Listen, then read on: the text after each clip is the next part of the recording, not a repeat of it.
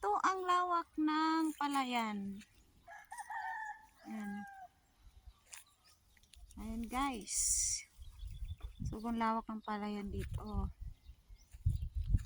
Guys, oh.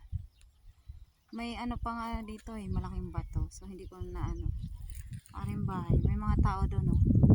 Nangunguha daw ng buko. Buko guys.